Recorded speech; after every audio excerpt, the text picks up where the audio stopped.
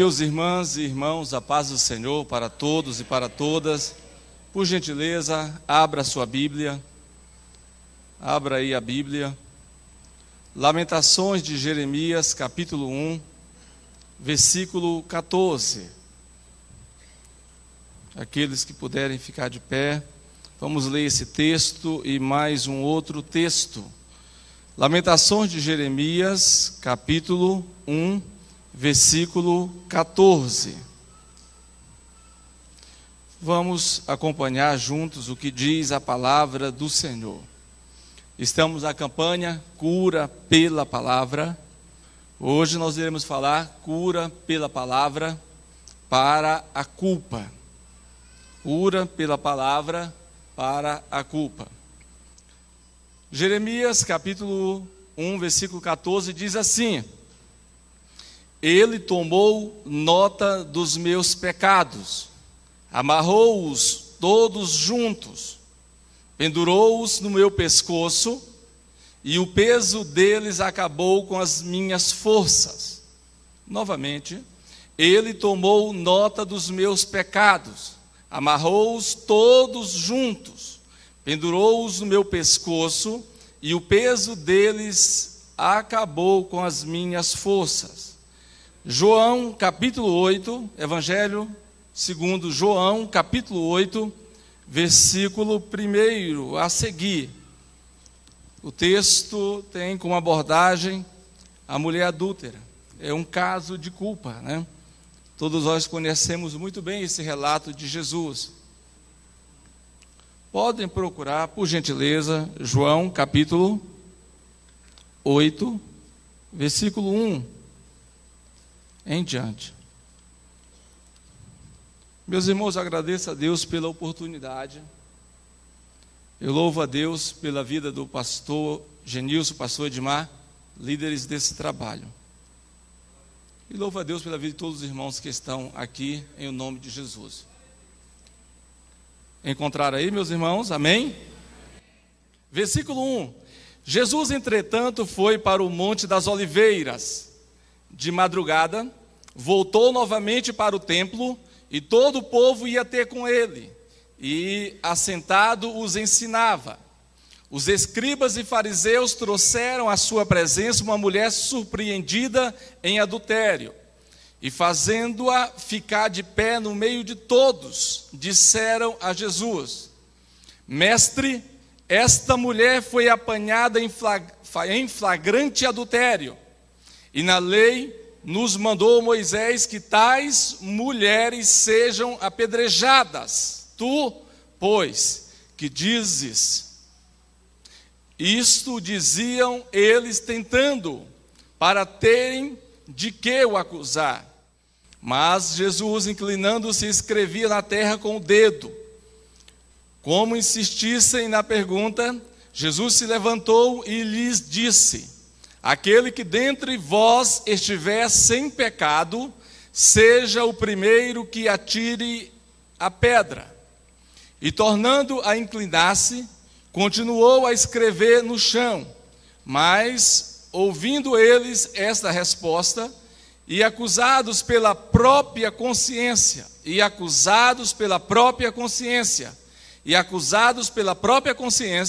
foram se retirando um por um, a começar pelos mais velhos,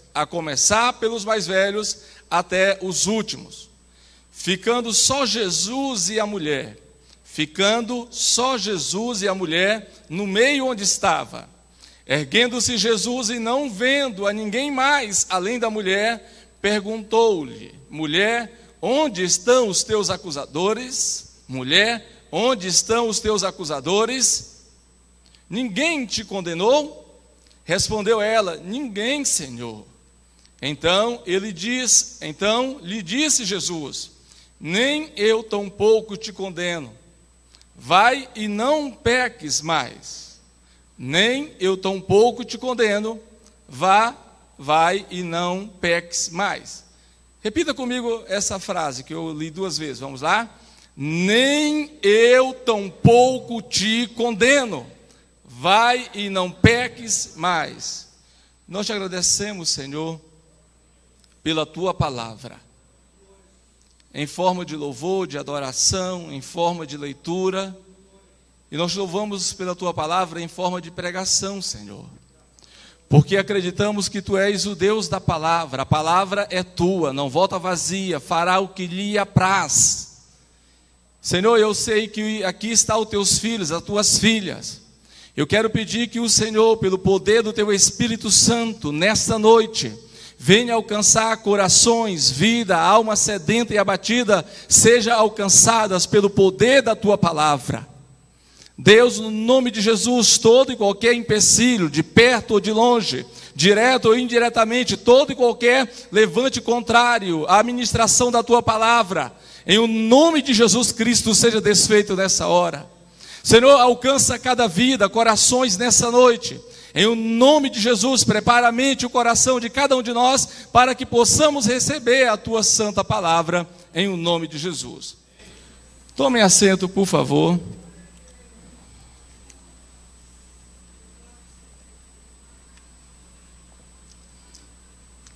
Meus irmãos, eu estava conversando com o pastor Judson Jarrier, hoje à tarde, e ele dizendo o seguinte: olha, quem prega aqui no púlpito da Vila Nova, prega em qualquer lugar do Brasil, né? E o pastor Judson já pregou em 20 estados, né, do Brasil.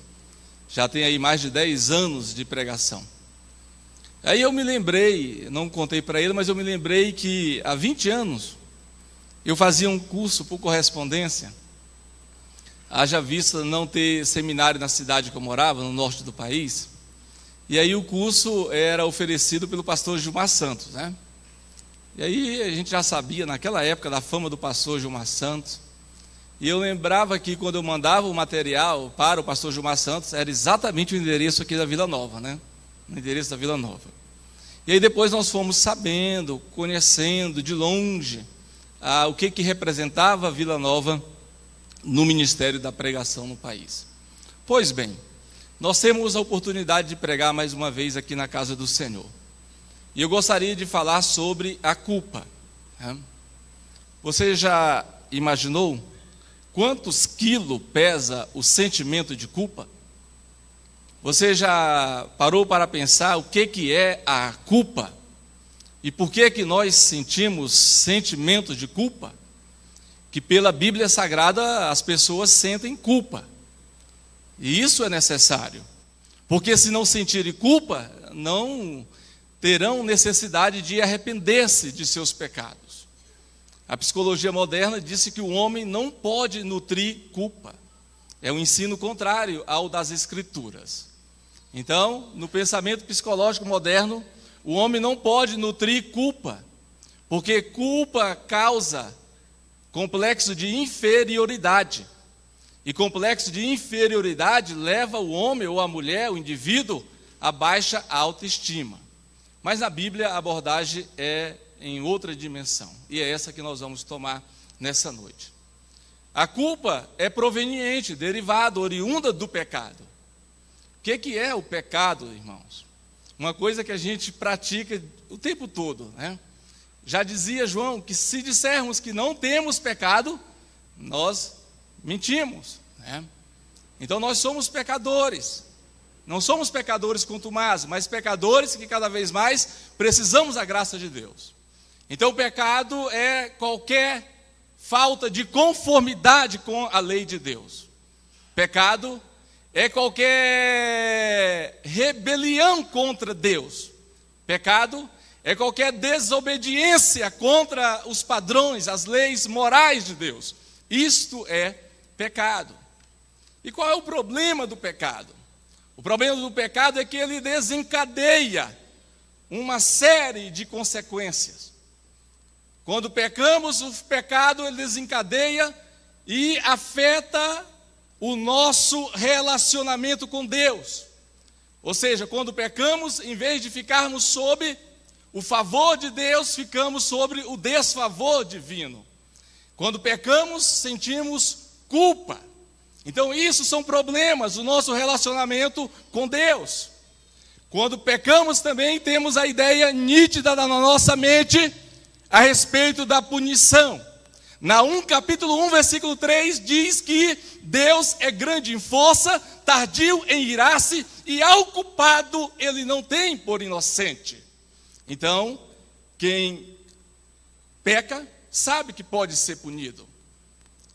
O Novo Testamento disse que aquilo que semearmos, isso também nós ceifaremos. Mas existe também outras consequências por causa do pecado, a chamada morte. Nos 3 níveis, a morte espiritual, que é o homem separado de Deus, por causa exatamente do pecado. A morte física, que é a separação desse corpo, dessa matéria. E pior de tudo, a morte eterna, que é a separação total do homem com o seu Deus Criador. Mas o pecado não afeta não somente o nosso relacionamento com Deus, com o nosso Criador. O pecado afeta a nós mesmos, irmãos. Quando pecamos, nos tornamos escravos do pecado. Daí vem a escravização. Quando pecamos, há uma fuga da realidade. Passamos a viver no mundo do pecado, não no mundo de Deus. Quando pecamos, um outro efeito também que afeta a nossa vida é a negação do pecado. É a velha síndrome de Adão. Não foi eu que pequei, mas foi a mulher, foi seja quem for. É a chamada transferência de responsabilidade. Quando pecamos também vem o auto-engano. Nós vivemos às vezes uma vida de engano, e o pior engano é enganar a si mesmo. Quando pecamos também nos tornamos insensíveis, irmãos, a Deus, às pessoas e ao toque do Espírito Santo. Quando pecamos, um outro efeito negativo é o chamado egocentrismo. Não pensamos em Deus, não pensamos na igreja, não pensamos nas pessoas, não pensamos na família, pensamos apenas em nós mesmos. Egocentrismo puro. O pecado também gera inquietação. Tem pessoas que não sabem qual é o norte da sua vida, não sabem qual é o real sentido da vida, não sabem quem são, para onde vai, de onde vieram, não sabem exatamente qual é a razão de existir. Então o pecado gera inquietação. Além do pecado afetar o relacionamento com Deus, afetar o nosso próprio relacionamento, a nossa própria vida, o pecado também afeta, ele produz efeitos sobre o relacionamento que temos com as pessoas, irmãos. Então são 3 dimensões que o pecado provoca: efeitos colaterais, efeitos danosos, efeitos drásticos. Afeta o seu relacionamento com Deus, afeta a sua vida e afeta a sua relação com as outras pessoas. Um exemplo disso é a competição. Um exemplo disso também é a incapacidade de ser empático. Outro exemplo disso é a rejeição de autoridade. Tem pessoas que não conseguem, irmãos, viver sob autoridade espiritual. Uma outra consequência que afeta o nosso relacionamento com as pessoas é a incapacidade de ser empático. E aí, depois de falar de tanto pecado, talvez alguém fique preocupado. Mas a Bíblia diz que onde abundou o pecado, superabundou a graça de Deus, irmãos. O pecado pode manchar a sua vida, mas Jesus limpa a sua vida. O pecado pode te colocar você na sarjeta, mas Jesus vai lá e te levanta, e te põe de pé, e faz que o teu nome seja honrado.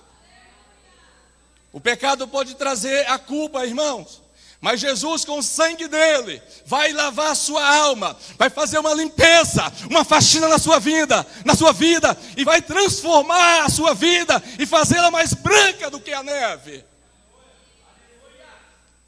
Então você já pôde perceber que o único antídoto, o único remédio eficaz, efetivo contra o pecado é o sangue de Jesus Cristo.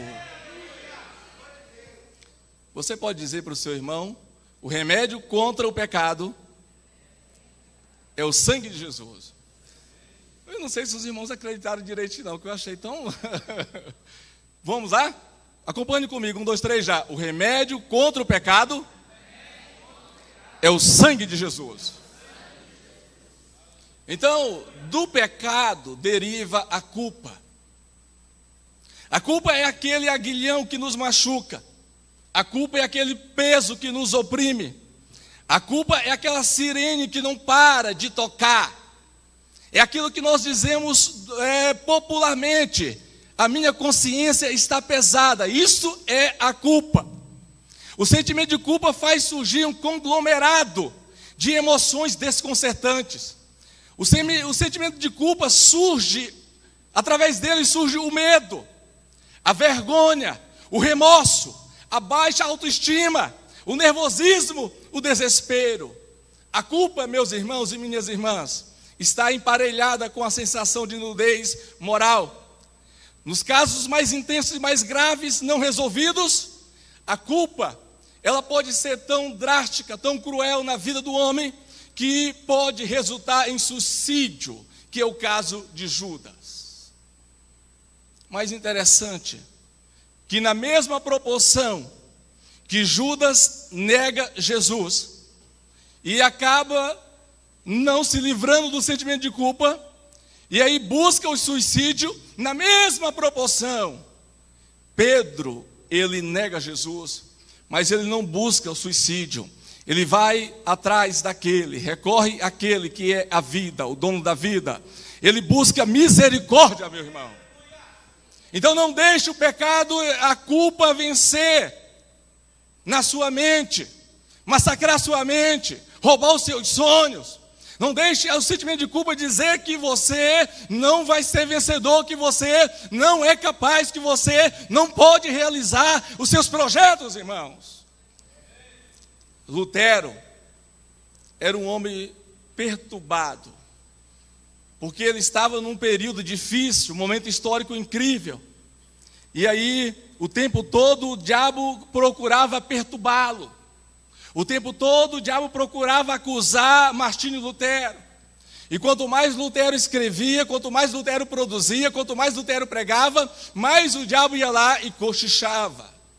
O Espírito Santo me faz entender que há pessoas aqui, irmãos, que não é que estão dando ouvido ao diabo, mas o diabo está o tempo todo falando ao seu ouvido, dizendo que você é uma fracassada, que você não vale nada. Meu irmão, hoje, Jesus vai mostrar de uma vez por toda que você é a pessoa mais preciosa, mais valorosa para Ele. Há um valor. A partir de hoje, você precisa entender de uma vez por todas que você tem um valor inestimável.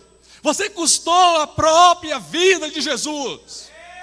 João capítulo 15 diz que ninguém tem mais amor do que este, de dar a alguém a sua própria vida em favor dos seus amigos. Então o diabo ia lá e buzinava no ouvido de Lutero. Conta-se que um dia o diabo apresentou-se para Lutero e disse: Lutero, você não é o que as pessoas dizem. Você é um pecador. Lutero, você não vai conseguir reformar a igreja, você não vai conseguir levar os pontos doutrinários, as teses adiante. Lutero, você é isso, você fez isso. Algumas pessoas chegam a dizer que o diabo apresentou uma lista muito grande, irmãos, de pecados de Lutero. E aí diz: olha, Lutero, aqui estão os teus pecados.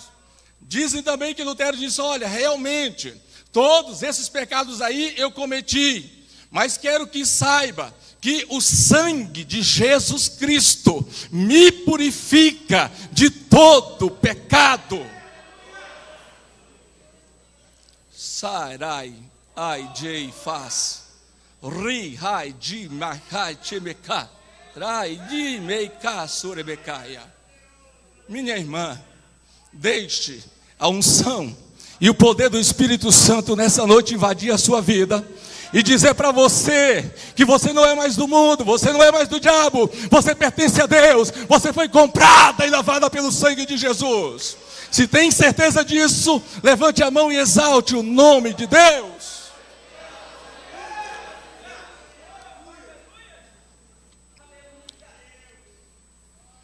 Irmãos, todas as pessoas vencem as voltas com a culpa e tentam lidar com ela. O problema é que, no geral, nós não sabemos lidar com a culpa. Constatamos isso na experiência de muitos personagens bíblicos. Por exemplo, Adão se esquivou da sua culpa. Caim endureceu seu coração Moisés fugiu por conta da culpa. Saul ficou louco por causa da culpa que era muito forte na sua vida. Davi se consumiu por causa da culpa. Pedro chorou por causa da culpa. E Judas foi mais grave, chegou ao suicídio, meu irmão. Você sabia que você é composto de 3 elementos: corpo, elemento físico; alma, elemento psicológico; espírito, elemento religioso e espiritual? Você sabia que o diabo não tem poder contra o seu corpo, contra a sua alma, contra o seu espírito? Você sabia que o diabo não tem poder de ceifar a sua vida? Não tem poder de fazer que os comentários negativos a respeito da sua vida, do seu caráter, prevaleça? Você sabia, meu irmão, que a cada dia não há acusações, não há injúrias, não há palavras pérfidas, não há palavras duras que venham tirar o seu brilho? Você sabia, meu irmão, que Paulo disse que agora, estando em Cristo, nenhuma condenação há para os que estão em Cristo Jesus? Porque a lei do pecado não tem mais poder de dominar a sua vida. Você agora pertence à lei do Espírito. Você agora pertence a uma nova vida. Você é nova criatura, é um novo ser, é regenerado, é transformado, é lavado. Você é um novo homem, você é uma nova mulher, uma nova pessoa para Cristo. Meu irmão, não permita que a culpa domine a sua alma, o seu corpo, o seu espírito, com sentimentos de complexidade, de inferioridade. Mas faça como Paulo: esquecendo-me das coisas que para trás ficam, prossigo para a frente, para as coisas que estão diante de mim, para Cristo, para o alvo, para o prêmio da soberana vocação em Cristo Jesus, irmãos. Abandone hoje mesmo esse fantasma do passado. Abandone hoje mesmo, minha irmã, a vida pregressa que você teve. Saiba que, estando em Cristo, nova pessoa você é. A mulher adúltera é um modelo correto de como devemos lidar com a culpa. Porque a gente não pode lidar com a culpa nos escondendo, ou querendo transferi-la para outras pessoas. Não podemos nos envolver com o sentimento de culpa e com isso queremos fugir da nossa realidade. A culpa não pode fazer isso com você. Eu lembro de Davi. É um caso clássico de culpa. Davi, ele disse: Senhor, purifica-me com hisopo. No Salmo 32, Davi, e o seu caso de adultério e o assassinato, ele ali no Salmo 32, ele está querendo livrar-se da culpa. No Salmo 51, Davi está querendo livrar não somente da culpa, mas da mancha que a culpa provoca. A culpa provoca manchas externas, irmãos. Às vezes ela fica impregnada no caráter, na índole da pessoa. Às vezes a culpa, ela está impregnada no nome do indivíduo. Mas também a culpa, às vezes, ela é invisível. Você não consegue vê-la. Ela está no âmago, no íntimo do seu ser. E aí esse sentimento de culpa, ele vai se juntando a outros sentimentos nocivos. A alma da pessoa, a alma do ser humano, se junta ao ódio, ao desamor, se junta à raiva, à mágoa, à raiz de amargura. E aí, quando a pessoa vai observar, ela está presa. Ela não consegue mais livrar a sua alma, livrar a sua vida da culpa. É o tempo todo com sentimento de culpa. É o tempo todo achando que é responsável pelas mazelas, pelas desgraças, pelas coisas ruins que estão acontecendo. Irmão, não leve este fardo. Troque esse fardo pelo fardo de Jesus. é um fardo. Mas ele disse: tomai o meu fardo. É leve, irmãos. Tomai o meu fardo. É leve. Entregue hoje essa problemática da sua vida a Ele. Confie nele. Assuma o fardo que há nele. Tomai o meu fardo que é leve e o meu jugo que é suave. Pare de querer resolver as coisas com as suas próprias forças. Quando Jeremias disse: maldito o homem que confia no homem, evidentemente ele está indicando que maldito o homem que confia em si mesmo. Porque o texto diz: maldito o homem que confia no homem, maldito o homem que faz da carne, do braço a sua força. Meu irmão, você não vai vencer na vida não é confiando nas suas forças, não é confiando nas suas habilidades. Você vai vencer na vida quando você entender que o Deus a quem você serve está no controle da sua vida. Ele detém o controle da sua história, da sua família, e tudo que vai acontecer é da vontade dele.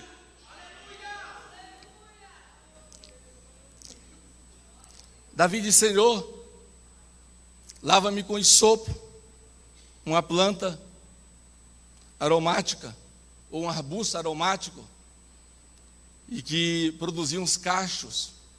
Esses cachos tinham flores amareladas, e era uma planta que produzia uma fragrância muito gostosa, né? Uma sensação de limpeza, sensação de bem-estar, um perfume suave, agradável. Esse hisopo, ele crescia nas fendas das rochas, e ele era cultivado nas varandas das residências do mundo antigo, e também nas varandas dos palácios. Você sabe o que nós poderíamos dizer para você, o que significa hisopo, nessa nova aliança? Você não vai encontrar mais essa planta. Também não vai ser necessário você receber uma benzedura com galho de arruda. Não é necessário isto. Não é necessário você também tomar um banho com ervas, não. É necessário, meu irmão, que você entenda o seu valor. É necessário você entender que não foi, conforme disse Pedro, por prata ou por ouro que nós fomos comprados, mas pelo precioso sangue de Jesus. Aquela mulher, ela nos chama a atenção por 3 coisas. Primeira coisa é que aquela mulher reconhece a sua culpa. O texto traz o indicativo que era um pega, era uma armadilha. E se de fato aconteceu mesmo aquele adultério, segundo a lei de Moisés, Levítico capítulo 20, versículo 10, deveria trazer obrigatoriamente o adúltero e a adúltera. Haja vista, aquela mulher pertencia a uma cultura judaica, diga-se de passagem, machista naquela época. Quem sabe se de fato tenha acontecido aquele adultério, o macho, o homem da história, não era homem não, que homem que é homem, não deixa a mulher sofrer apenas sozinho. Homem que é homem, cuida da sua companheira. Homem que é homem, ama. Paulo disse 3 vezes em Efésios, 3 vezes consecutiva: o marido ame a sua esposa. O marido ame a sua esposa. O marido ame a sua esposa. É um amor protetor, é um amor que livra do perigo, é um amor que protege das tentações, é um amor que protege das armadilhas, das ciladas do mal. E aí, aquela mulher reconhece o seu pecado, mas antes desse reconhecimento, era necessário que o adúltero fosse levado também publicamente, para que o adúltero e a adúltera, o homem e a mulher transgressores, fossem apedrejados. Mas eles levam só a mulher, irmãos. Parece que é só a mulher que paga o pato, né? Por que Vida Nova é um dos ministérios mais eficazes, brilhantes, dinâmicos do Brasil, irmão? Porque Vida Nova é um ministério que não se prende a coisas fúteis, não se prende à espiritualidade exterior. É um ministério que valoriza a espiritualidade de cada pessoa, que valoriza a oração, a santificação e uma vida reta com Deus. Então, numa cultura machista, aparece só a mulher, o homem some, irmãos. Um outro grupo de pessoas, que está, um outro apontamento que eu tenho para essa mensagem, que o adúltero não aparece, e os fariseus estão ali. E os fariseus são aqueles, irmãos, que indicam, que apontam onde está o pecador, e aponta também qual é o seu pecado. Irmãos, eu acho que a nossa espiritualidade não é farisaica. Eu acho que você não perde o seu tempo apontando os defeitos dos outros. Eu acho que nós não estamos perdendo nosso tempo apontando os pecados uns dos outros. Eu acho que nós não perdemos nosso tempo, irmãos, dizendo que nós somos santos e os outros são profanos. Não, eu acho que a gente não perde o tempo, nós não somos fariseus. Então os fariseus tinham também culpa, irmãos. Cada um deles tinha os seus pecados e as suas culpas. Mas não foram a Jesus apresentar, levar os seus próprios erros. Eles foram a Jesus levar os erros e apontar a culpa daquela mulher. Meu querido, Tiago nos exorta dizendo o seguinte: meus irmãos, pode de uma mesma fonte sair água doce e água amarga? Tiago diz também: pode de uma mesma boca abençoarmos os homens e também amaldiçoarmos os homens feitos à imagem e semelhança de Deus? Tiago disse: meus irmãos, não convém que seja assim, porque ele sabe que as pessoas estavam nessa prática, irmãos. Meu querido, não vamos perder tempo com o pecado de ninguém. A Bíblia diz que cada um dará conta de si mesmo a Deus. Cada um prestará conta de si mesmo a Deus, irmãos. Cada um vai colher exatamente aquilo que semeou. Então os fariseus, eles estavam errados, não apresentaram os seus pecados, os seus erros. Aí está o maior desafio do homem: reconhecer o seu erro. Davi tentou maquiar, fugir, passou 9 meses criando um mecanismo de fuga, mecanismo de transferência de responsabilidade. Mas chegou um momento, irmãos, que diante de Davi, o grande poeta, mais de 70 salmos, o grande tocador de harpa, o grande guerreiro, sem precedência na história judaica, na arte de guerrear em vitórias de conquista, o grande rei que reina 40 anos de Israel, está um profeta, um homem de Deus, dizendo: olha, você sabe quem é o pecador? Você sabe quem é que errou? Você sabe quem é o transgressor? Ele diz: não, não sei. Tu és o homem. Irmãos, eu não sei por que Davi é segundo o coração de Deus, mas aquele momento talvez explica alguma coisa sobre ele ser o coração de Deus. Que o profeta aponta o dedo e diz: tu és o homem. E ele disse: eu pequei.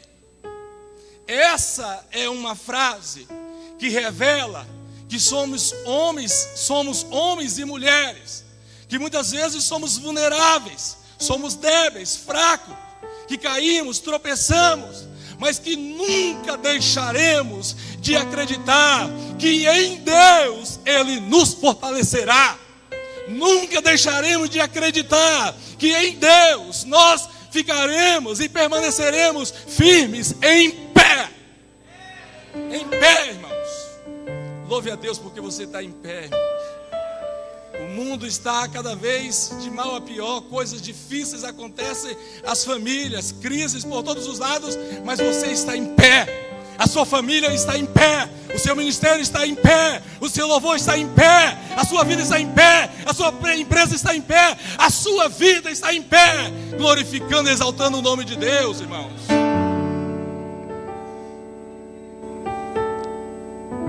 Então Davi disse: eu pequei. E aí, irmãos, a gente vai continuar na farsa, escondendo o próprio pecado, dizendo: não, é por causa do ambiente social, é por causa do ambiente profissional, é os colegas. Não, é por causa do curso, é um curso ateu. Não, é por causa do professor liberal. Não, é por causa do fulano, do ciclano. Meu irmão, a partir de hoje, assuma a sua própria vida, os seus próprios atos, os seus próprios erros, porque Deus se agrada disso.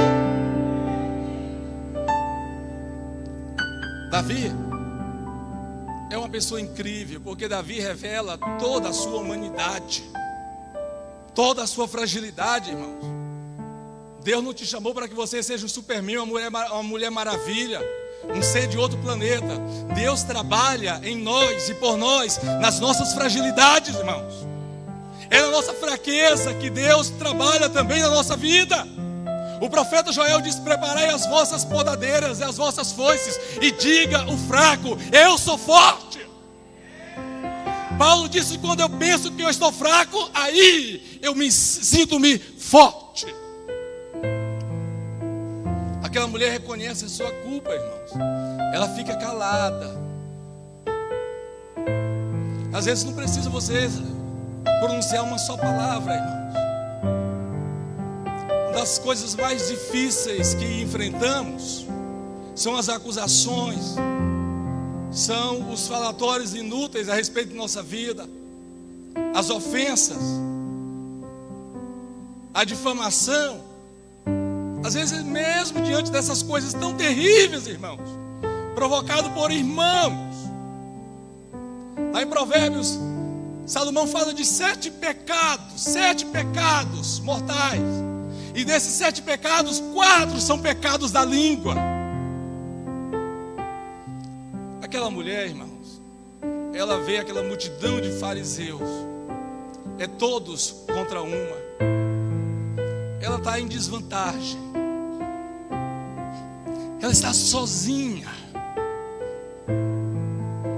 Pelo menos talvez seria isso que passava na mente dela. O texto disse que houve um momento que ficou só Jesus e ela, meu irmão. Quanto tempo você não fica a sós com Jesus? Quanto tempo você não dobra os joelhos? Quanto tempo, irmãos, não corre, não desce nenhuma lágrima do seu rosto? Quanto tempo você não se alegra, chora, ou essas coisas lindas não acontecem mais com você e com a sua família? Aquela mulher, ela confessa o seu pecado. Ao contrário dos demais, a mulher adúltera não tentou negar, justificar o seu pecado. Aquela mulher de fato tinha culpas. Ela fez com que o que de mais saudável um ser humano pode fazer. Sabe o que é a coisa mais linda, o que existe de mais saudável para a alma de um ser humano, irmãos? É reconhecer as suas deficiências, reconhecer os seus limites. Quando você reconhece, irmãos, que você é pequeno, Deus se mostra muito grande para você. Quando você reconhece as suas limitações, Deus mostra para você que Ele, a quem você serve, é ilimitado. Quando você mostra para Deus que não há mais força para buscar, não há mais força para orar, Deus, Ele vem ao seu encontro. Ele vem ao seu encontro e te fortalece. A culpa não vai permitir que você venha fugir da presença de Deus. Davi disse: eu não posso fugir da tua presença. Se eu vou ao alto, tu estás. Se eu desço ao mais profundo abismo, ali também tu estás.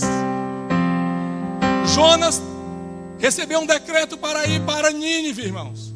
Uma semana de navio. Ele não vai para Nínive, ele vai para Tarsis, no sul da Espanha. Há exatamente 1 ano de navio. Ele procurou ir um lugar mais longe, mais distante, mais difícil, irmãos. Só que Deus foi ao encontro de Jonas. Sabe por quê? Porque Deus sabia o endereço de Jonas. Como Ele sabe do seu endereço, Ele sabe da sua vida, Ele sabe dos dilemas, das dificuldades que você tem vivido. Se você ainda tem a certeza que o Deus que você serve é um Deus que te conhece, tenha liberdade nesta noite de adorar o nome dEle. Adore Ele pela sua família, pelo seu emprego, pelo seu curso, pela sua vida, pelo seu ministério.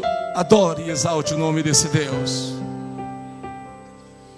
Aquela mulher, irmãos, ela não cobre os seus pecados. Já dizia o sábio que o que encobre as suas transgressões, o que encobre os seus pecados, nunca prosperará. Aquela mulher, além de reconhecer a sua culpa, além de confessar o seu pecado, aquela mulher, ela recebe o perdão de Jesus para a sua vida, irmãos. Você já pensou o que se passava na mente dela? Várias pessoas acusando-a, e quem sabe, talvez, até com as pedras em suas mãos, para tirá-la contra ela. Quem sabe, irmãos, as pessoas naquele momento rangiam os dentes, queriam porque queriam matar, tirar a vida daquela mulher, acabar com a vida dela, pôr cabo aos sonhos dela, engavetar de uma vez por todos os projetos dela. Mas nada disso acontece, irmãos, porque ali ao lado daquela mulher estava o Senhor Jesus. E Jesus disse: mulher, cadê os teus acusadores? Cadê os teus acusadores? Cadê aqueles que te difamaram? Cadê aqueles que fizeram mau juízo na sua vida? Cadê aqueles que te criticaram? Cadê aqueles que falaram que você não ia chegar lá, não ia conseguir? Cadê todos eles? Meu irmão, não haverá nenhuma condenação contra a sua vida que prevaleça. A Bíblia diz lá em Isaías que o inimigo, ele vem contra a vida do homem com uma corrente impetuosa, mas o Espírito Santo avorará contra ele a sua bandeira. Você, minha irmã, meu irmão, tem o privilégio de estar sob a proteção de Deus. Você sabe por que Deus lava a nossa vida com o sangue do seu Filho Jesus? Você sabe por que os nossos pecados são perdoados? Você sabe por que Deus extingue a nossa culpa? Você sabe por que Deus tira e remove de uma vez por todas a mancha da culpa? Eu não sei, irmãos. Talvez você não sabe. O profeta Miqueias também não sabia. Miqueias, ele vê o povo pecando e Deus perdoando. Ele vê o povo transgredindo e Deus ainda sendo misericordioso. Miqueias não entende o que está acontecendo. E Miqueias diz o seguinte: ó Deus, quem é semelhante a ti, que perdoa os nossos pecados e que sara as nossas feridas? Ai, faz raidi, ai, me rachoi, me cas. Ó Deus, quem é semelhante a ti, que perdoa o pecado de cada um de nós, Senhor, e que sara as nossas feridas. Davi disse: bendiz, ó minha alma, ao Senhor, tudo que é em mim, bendiga o seu santo nome, e não te esqueças de nenhum só dos seus benefícios. Por quê? Você perguntaria a Davi, e ele responde: porque é Ele que redime a minha vida da cova, é Ele que me coroa de graça e misericórdia, é Ele que cura e sara todas as minhas feridas. É Ele, minha irmã, é Ele. Diga comigo: é Ele, é Ele, é Ele, é Ele que faz tudo pelas nossas vidas, minha irmã. É Ele, meu irmão, é Ele. Meu irmão, minha irmã, Jesus restaura a vida daquela mulher e disse: mulher, cadê os teus acusadores? Senhor, não tem nenhum deles aqui. Ela disse: olha, se eles não te condenaram, nem tampouco eu te condeno. Vai e não peques mais. Vai e muda de vida. Vai e muda de caráter. Vai, faz o bem e não o mal. Vai e vive uma vida que honre a Deus, que honre a sua palavra. Eu quero convidar as nossas irmãs intercessoras, os nossos irmãos intercessores. Irmãos, a semana toda eu recebi mensagens e ligações das irmãs intercessoras. Foram muitas, irmãos. Então esse é um trabalho seríssimo. Esse é um trabalho pastoral, porque ele é um trabalho para cuidar das pessoas, para promover libertação na vida das pessoas. Eu quero convidar todos os nossos intercessores aqui à frente. Quero convidar os irmãos para ficarem em pé nessa hora, em nome de Jesus. Em o nome de Jesus. Irmãos, preste bem atenção aqui. Aquela mulher foi levada aos pés de Cristo de uma forma violenta, arrastada pelos fariseus, irmãos, sob os gritos da multidão. Mas aquela mulher teve o privilégio de ser conduzida à presença de Jesus e ouvir a voz suave do Espírito Santo. O Deus que remove a culpa é o Deus que perdoa pecados. Eu gostaria de convidar todos os irmãos e irmãs que estão fazendo a campanha Cura pela Palavra. Eu tenho certeza que Deus já começou a curar. Eu tenho certeza que Deus já começou a fazer exatamente a restauração que você precisa na sua família. Eu tenho certeza que Deus já começou a trabalhar em coração de marido descrente, em coração de filhos que estão dando muito trabalho para os pais. Em nome de Jesus, meus irmãos e irmãs que estão fazendo a campanha, venham aqui à frente. Todos nós iremos orar por vocês. Distribuam-se aqui diante dos nossos intercessores e intercessoras. Deus está neste lugar. Deus está removendo pedras, irmãos. Pedras que foram tiradas contra a sua vida. Pedras que foram tiradas contra o seu ministério. Ele está removendo nessa noite. Pedras que foram atiradas contra a sua integridade. Ele está removendo nesta hora. Pedras que foram atiradas contra a sua vida. Nada vai vencer você. Nada vai vencer a sua vida, minha irmã, meu irmão. Porque Jesus, Ele está aqui. Em o nome de Jesus Cristo, todos vamos orar pelos irmãos que estão aqui, em o nome de Jesus. Meu Deus e meu Pai, em o nome de Jesus Cristo, ó grande Deus, temos a certeza que o Senhor, desde o início desse culto, está curando através do louvor, está curando através da palavra, está curando feridas profundas. Temos certeza que o Senhor está curando nessa hora feridas da alma, meu Pai. Toda alma que esteja cheia de mágoa, de rancor, em o nome de Jesus, receba a restauração. Senhor, vai tirando do coração desta mulher todo sentimento de inveja, todo sentimento de ira, todo desamor, toda discórdia. Saia no nome de Jesus Cristo. Senhor, vai visitando agora todas as famílias que estão aqui, e todas as famílias que aqui estão representadas. Em o nome de Jesus Cristo, minha irmã, receba a visita de Deus na sua família. Receba a transformação. Receba a restauração no seu casamento, em o nome de Jesus Cristo. Tenha certeza que Deus está promovendo uma restauração total na sua vida. Tenha certeza que nessa hora Deus está visitando o seu ministério. Deus vai te honrar. Deus vai te exaltar entre os homens.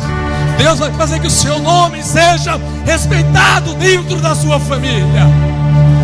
Este é o Deus que está operando. Este é o Deus que está trabalhando na sua vida. Receba agora uma unção poderosa sobre a sua vida, uma unção que quebra o jugo, uma unção que despedaça a lança, uma unção que lança fora o medo, uma unção que traz força, uma unção que traz paz, que traz amor, uma unção que traga alegria na sua família. Te entrego, ó Deus. Tome posse, meu irmão, daquilo que Deus está te entregando nessa hora, em nome de Jesus Cristo. Deixe Deus agir na sua vida. Deixe Deus agir na vida dos seus filhos, das suas filhas. Em o nome de Jesus, meu Pai. Converte o coração dos pais aos filhos. Converte o coração dos filhos aos pais, Senhor, em o nome de Jesus Cristo. Deus, visita o teu filho, a tua filha, que está enfrentando dificuldades na sua empresa, que está enfrentando dificuldades financeiras, dificuldades com empregados, dificuldade com as suas obrigações financeiras. Deus, muda a sorte deste homem, muda a sorte dessa mulher. Visita a empresa, visita os contratos, em o nome de Jesus Cristo. Ai, Joy, Mecando, Rebecando, Arabasteria, Rei, Joy, Baixo, Rei, ai, Joy. Minha irmã, ouça a voz do Espírito Santo. Ouça a brisa suave do Espírito Santo sobre a sua vida. Em o nome de Jesus Cristo, minha irmã, que nessa hora saia todo ódio do seu coração e sinta a alegria do Espírito de Deus na sua vida. Deus visita o ministério de cada obreiro, visita o ministério de cada intercessor.